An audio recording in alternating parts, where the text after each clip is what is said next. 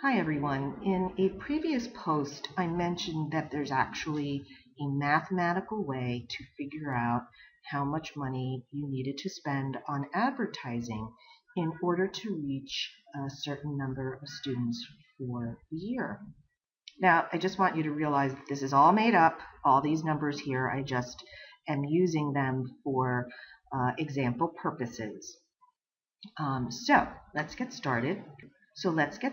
Let's say I'm a studio that has 100 current students, of which 25 have dropped out. So that means we're starting the year with a total of 75 students. And for the 2014-15 year, we want to increase to 125 students, which means that you need 50 new students. I also realize that many of you do not have these statistics, but it can help as a guideline for getting started for the fall.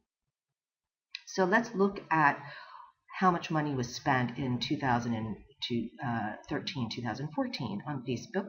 $500 was spent, flyers, $300, and so on and so forth. So a total amount on advertising that was spent was $1,875. And this particular studio got 18 new students. They know from Facebook they got 5, and go down the line you can see how the other advertising methods worked. So then we developed what's called a cost per acquisition. That means how much money each student actually costs to purchase. It's simple math. 500 divided by 5 equals $100 per student.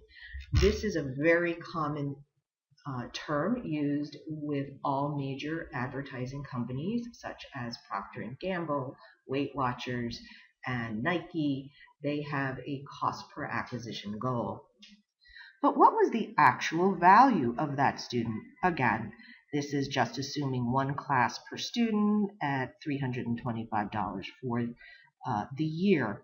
So what I did is I multiplied this number, 5, times $325, and the year-long value was $1,625, and that much revenue came in from spending $500 on Facebook advertising. Then we designed what's called an advertising index, and the higher the index, the better the proposed advertising vehicles. So Facebook had a 3.25 advertising index, as did flyers. The way that is calculated is 625 divided by 500. So you spent $500 and you got $1,625 in overall revenue. Now, I'm also able to figure out my average cost per acquisition, which is $104. I then figure out that if I multiply $104 times 50, which is the number of students that I need, I come out with an average advertising spend of $5,208. Now I know that's a lot of money, but if we then say, okay, well, each of those 50 new students is going to bring me in, let's just say $325.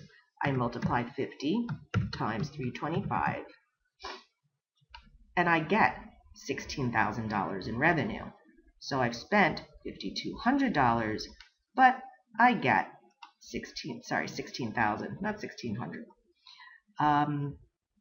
Let's see if I get rid of the low indexing advertising vehicles, which is newspaper. If I delete that,